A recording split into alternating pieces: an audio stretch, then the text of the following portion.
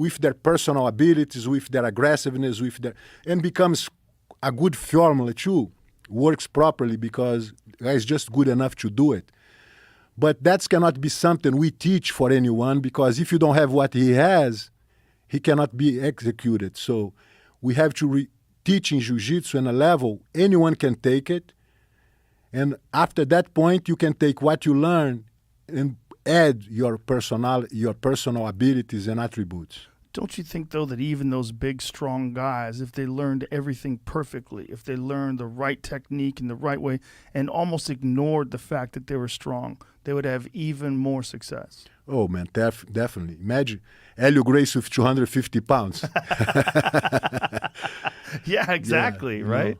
I mean, you think there's, one time I remember when Crone was young, you and I, we were over at your house, and you were showing me some fights from Coliseum, from the 2000 event. And you were breaking down how so many fighters leave so much space. Yes. And that this is all fundamentally wrong. And that if you follow the correct principles of jiu-jitsu, and if you see even these guys who are jiu-jitsu black belts, they left space. They had all these errors that they shouldn't have had because they didn't concentrate on the details the way your father did. Yes, I agree 100%, because today not only the jiu-jitsu becomes very popular, but the competitiveness aspect of jiu-jitsu creates, based on rules and practice, a jiu-jitsu which not representing the control for the kill. Is a jiu-jitsu represents more strategy for winning a tournament by points, advantages. Of course, if the guy make a mistake, you can choke or submit. But the great objectivity of the fight today is not losing by points. It's not expose yourself by losing by little. So the worries and the concerns about fighting become a little different than just fight for winning and keeping tight, like, it's no two options. You have to just go for the kill and tight enough and taking advantage of every different space is given to capitalize. So the idea of controlling your opponent with the objectivity to win is a little different than the objectivity of a jiu-jitsu who has create points or a system which in 2 or 3 minutes the fight is going to end and I'm going to win, so why am I going to bother? So you can see a strategy was not there in my time. Yeah, there's a lot of that you would see with wrestlers entering into these tournaments where they would figure out how to hold a guy down, take a guy down, hold a guy down, but they would never pass to a dominant position and they would never finish. They would never try to finish. That was not their objective. Their objective was just to score points. Yes, and you put that kind of strategy and a very tough guy who decides to compete in the MMA or a fight on the street, he will feel like not exactly comfortable to be effective in jiu-jitsu the way it's supposed to be, because he's not going to find ideas for points or submission or strategies, competitive strategies on the street or on the MMA. That's why the jiu-jitsu and MMA today has less representativity than supposed to have, because becomes a little spacey. The guard, the vale tudo guard especially, is not present in maybe 95% of the jiu-jitsu fighters today. But when you say by the vale tudo guard, like what specifically do you mean about that? Because if I don't have a vale tudo guard, I don't know how to deal with somebody who wants to punch me. Or headbutt. Or elbows, or striking, or get in a position to hurt me. A vale tudo guard expects only the striking, only the headbutt, so I'm comfortable to deal that. If you train in jiu-jitsu for life, and every time you put a gi and try to do arm locks, and you put yourself in a position you could get punched, and you never receive those punches, you never receive those, you're never aware of the angles and the possibilities, you become like unaware. So you bring that defective jiu-jitsu to a MMA fight, you will be scared of being in a guard, because every time in a guard you get punched, you get problems. Different than a guy who has a comfortable situation from the guard position.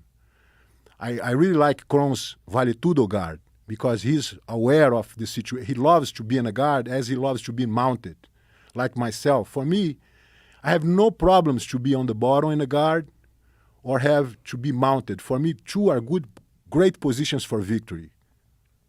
That's a very good point, because there is a transitionary period when fighters who are only competing in jiu-jitsu have to deal with those punches, and a lot of times they are not comfortable at all being on their back. Yes. They'd like to get out of that position, and they would only like to be on top, because in that position they can control the strikes better. Yes.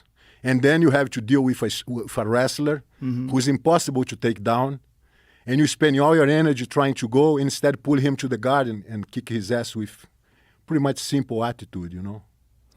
When you see jiu-jitsu today, and you see that there's so much of it that does rely on points, do you long for the day, like, do you wish that they had no limit jiu-jitsu matches that were submission only? Do you think that's a better way to do it? I mean, definitely, not only for jiu-jitsu, but for MMA. If you want to be a result, you have to take off the judge and the points to see who is the best guy out there. Right. You know, and a tennis match can be quickly resolved if I win the 3 sets, but can be a 5-hour dispute if every point we dispute like crazy. Yeah. And that's going to be the difference to see a half-hour game or a 5-hour game. So why we don't have that kind of scenario in jiu-jitsu or in MMA? Because you want to see somebody who win at the end. And the situation, if I score on you 10 points and you end up mounted on me, I win because I have 10 points. But in reality, if you mount on me and you end the fight mounted, your chance for you to be the winner is bigger. Same thing than MMA. If I fight in MMA and I win the first round because I punch you once in the face. I win the second round because I punch you again in the face and nothing happened. And on the third round, you mount on me, I turn back, you choke me out. When I was about to tap, the bell rings, the judge stops the fight.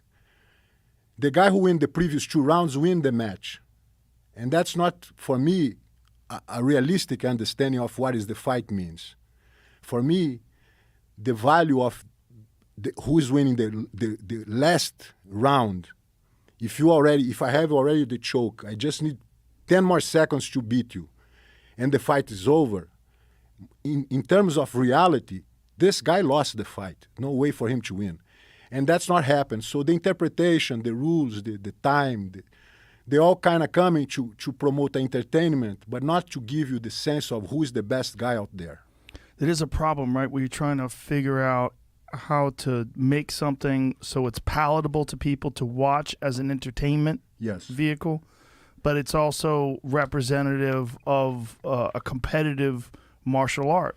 I don't think is a capacity for you to do both. I think right now the idea is entertainment, which is very relevant. People love it. Fighters make money. Everything goes well. I don't say nothing wrong about it. But it's not martial arts. It's a game, entertainment, something which people like to see for the blows, for the art, for the violence, but it's not about who is the best guy out there. It's a game that uses martial arts. Yes. I wonder if there's room for, well, it would have to be both. It would have to be no holds barred, and it would also have to be no time limits. Yes. And I feel like someone could put something like that together, but the problem is at the highest levels of the organizations, everybody wants to fight for the UFC or they want to fight for Bellator. I mean, that's really what you want. If you want the biggest companies with the most experience, most eyes on you, I don't think they're going to be willing to do that. They're not going to be willing to have these no limit, no time limit, no rules fights. So if that's the case, you're not going to get the best athletes, because the best athletes are going to get signed to the UFC and signed to Bellator. Of course. Yeah, like I said, the idea of entertainment, the idea of business is go way above the idea of legitimacy or so I think in terms of ideas, the idea of making something real is appealing. But in terms of business, I feel like the way we have right now is more appealing, is the way it is. Yeah. Well, it's popular. The good thing is it's making more people want to train martial arts and train jiu-jitsu and train kickboxing. But I see what you're saying in that the purity is not the same as the early days. Yes. But I also feel like the practice today of different styles of martial arts, without the punishment, without the suffering, you should do. For example, you go in the gym.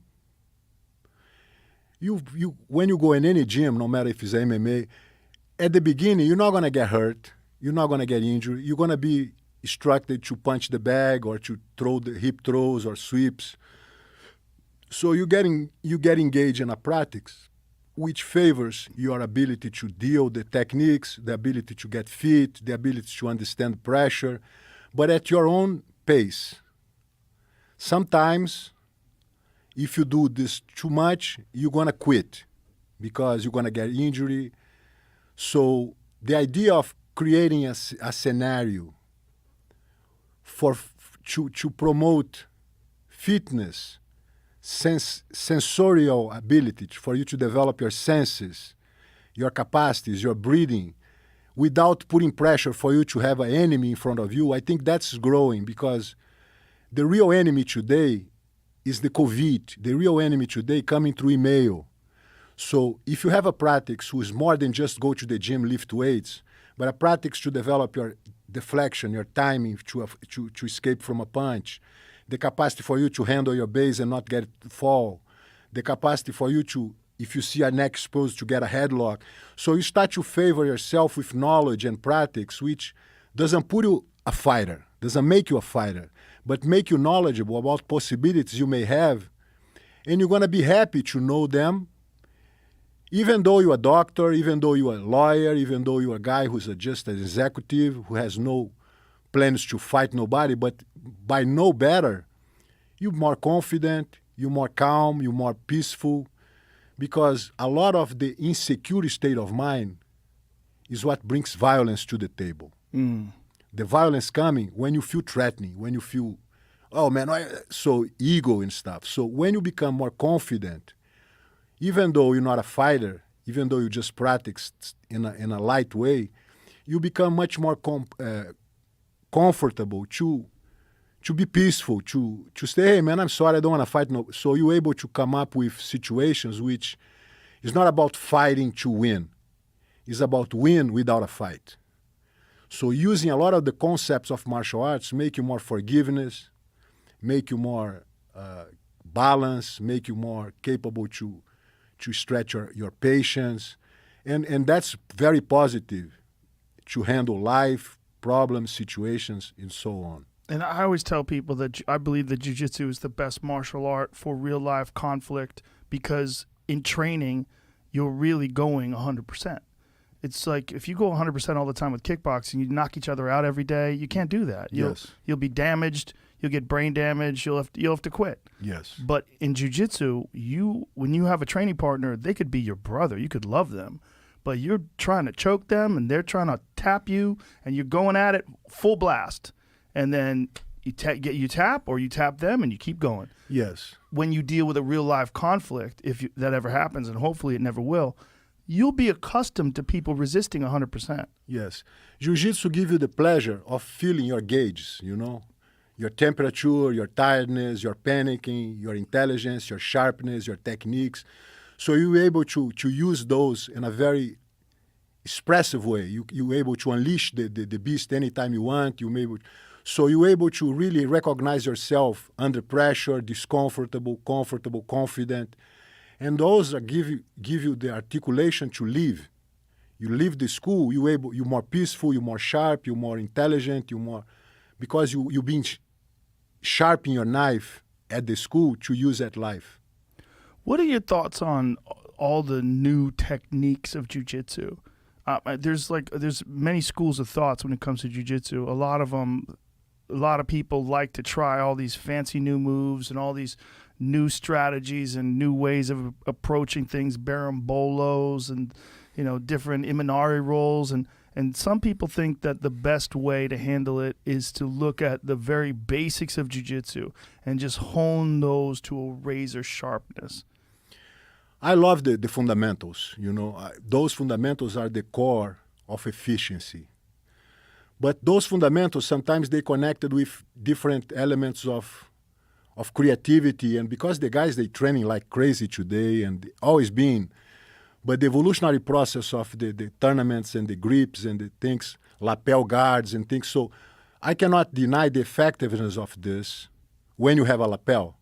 I cannot deny the practice of this when your opponent is playing the game you expect him to play. But it's always a way to deal with situations to diminish the effectiveness of a lapel. So that's that play today. The guy coming with a technique of a lapel guard, some other guy coming with the anti-lapel guard technique to do. So this evolves to the point where sometimes becomes a lot of wasting time, because in reality what you want is submit the opponent, not exactly make a sweep or making.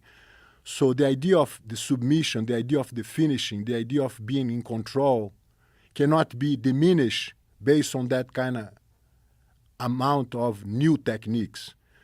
So for every 10 techniques I see, I can relate at least with one. I can maybe accept works good, maybe 3 or 4. But others will depend of the opponent allowed you to do. Pretty much a lot of things they show are effective when the situation is exactly what they show. If the guy change a little bit, it's not happening anymore. So I'm not exactly in favor of new techniques. I know they happen, but I really like the fundamentals. The fundamentals of the core. Yes.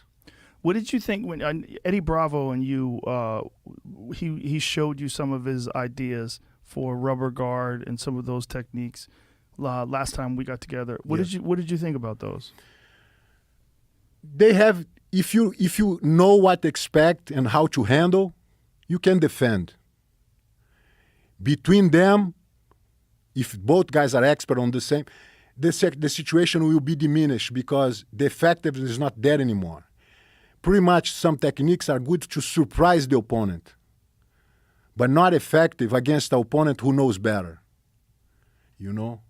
So I was talking with Jean-Jacques one day about it. He said, yeah, it's good, it works, but if you do this and that, you kill the position and there's nothing going to happen.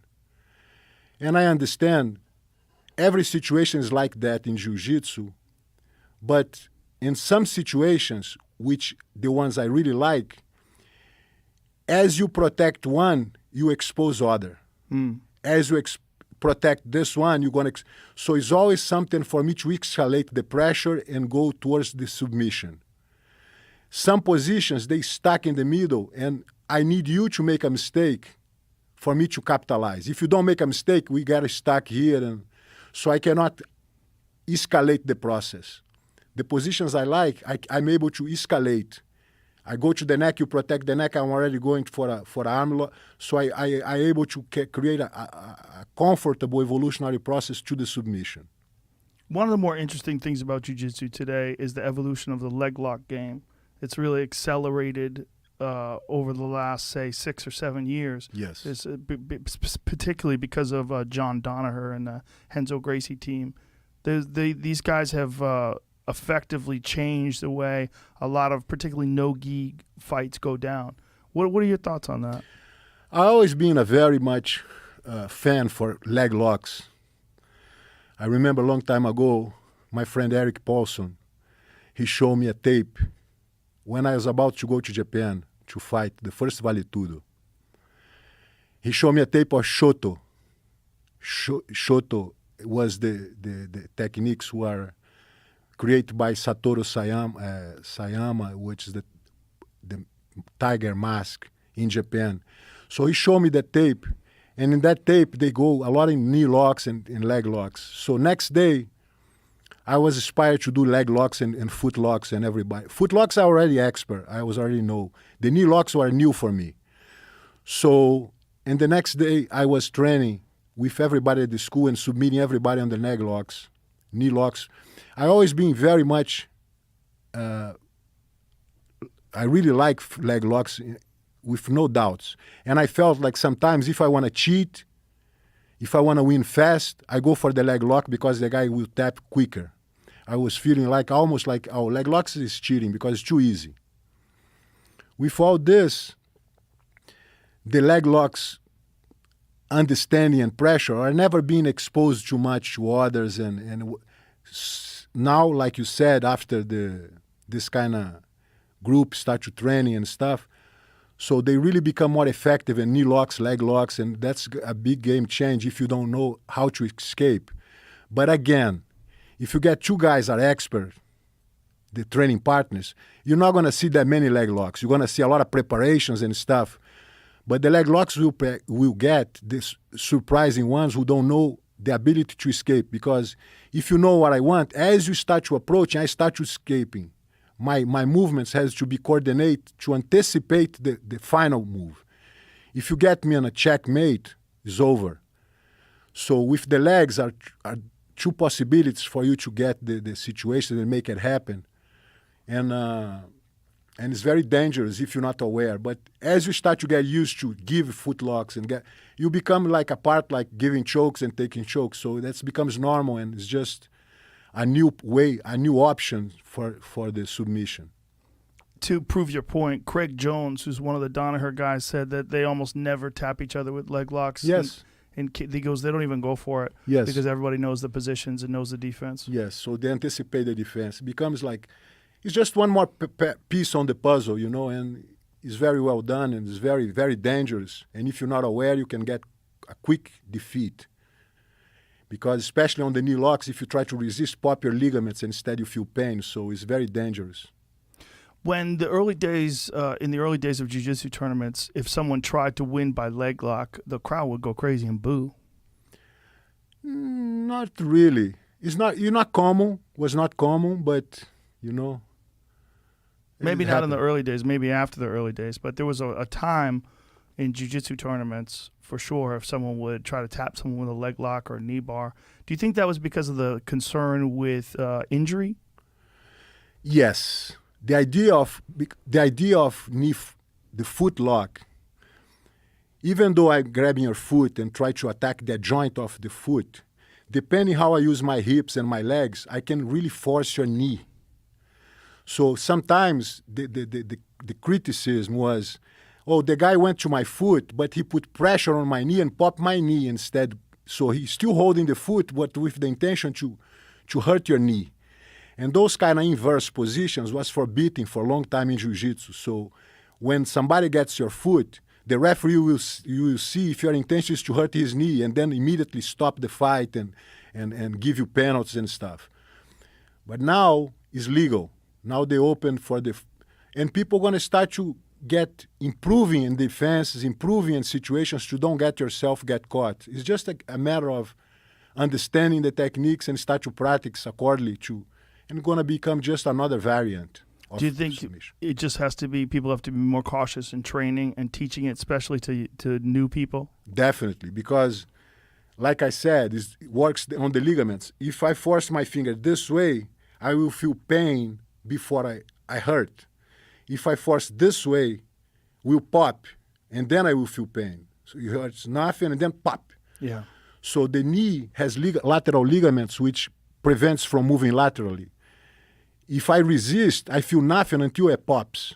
It's not going to feel pain different than a straight knee bar. And then you need surgery. Yes. Yeah, it's a big issue with leg lock specialists. A giant percentage of them wind up having knee surgery. Yes. It's a difficult thing to learn when you're, unless you're with really good training partners and everyone's cautious and you do it correctly. But it can be done. Yes, can be done. Terrible direction once you get them in. The important thing is people stood up, people like you, luckily, that are very invested in this and used the considerable resources you have access to and got a lot of other people involved, like Cam and Josh Smith and everybody else, and I jumped in too. We're just lucky that a lot of people care and recognize that this is a slippery slope, and that if they got through with this and they did this is just one step. And if you let them sell 1 acre, that's why just not 1 acre was the best motto. It really was. Not 1 acre was the best motto. You can't. It's not yours. It's ours. It's everyone's. And if you sell it, you should make zero profit. It should go, it literally, if you did sell it, it should have to go to every fucking person that lives in the planet, or in this country, rather. Yeah, I mean... And we don't want it. We don't want that money. Keep it the way it is. No, the value of this stuff only goes up. Not only that, again, we're 36 fucking trillion in debt. You're not even going to put it, if you sold all the public land, all of it that we have, it wouldn't put a dent in it. No, it wouldn't. You could strip all the timber, Yeah. sell the land. Everything. Minerals, everything. Yeah. Not going to put a dent in it. No, it's not. So we got to find a better way. And you know what? It's not going to be convenient. No. It's going to be hard.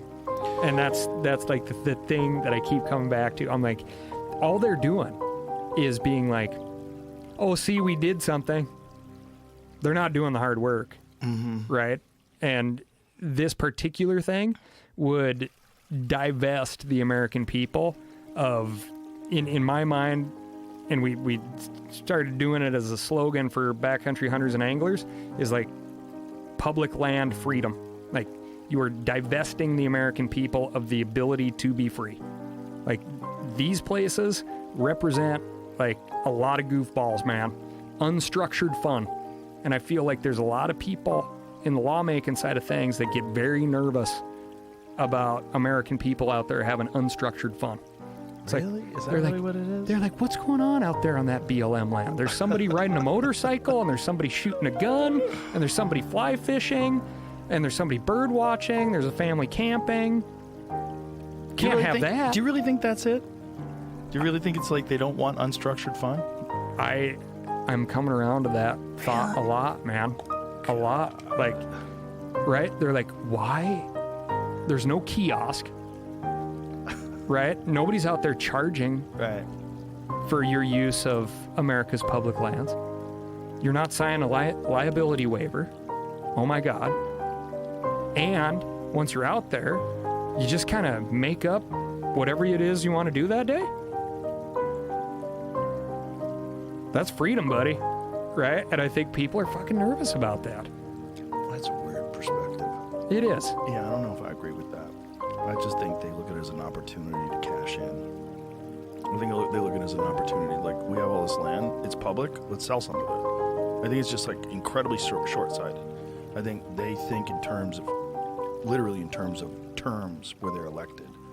That's And what it's I not think. sell some of it, right? They're Right. like, we're going to maybe hold on to the national parks, but there's another play there where we're going to turn those over to the Privatize. states. Right. Or privatize them completely. Yeah.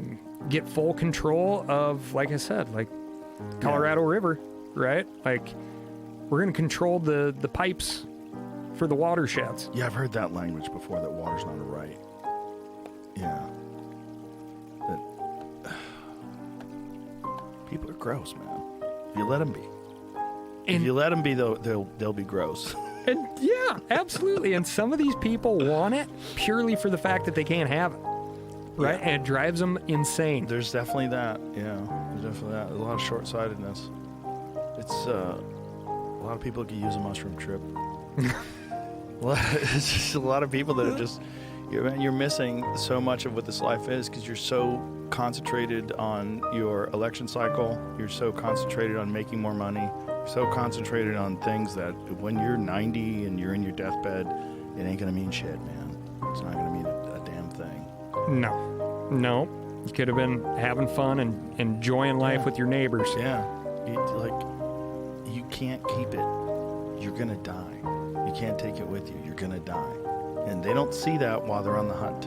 While they're in the middle of this process of trying to accumulate zeros in their bank account. Yeah, got a little endorphin high. Yeah. Saw another zero hit. That's all they want. And they're competing with other people that are doing the exact same thing. So they're in their little short-sighted echo chambers. You know? Yeah. Keep it But up I with the hope Joneses. to God people learned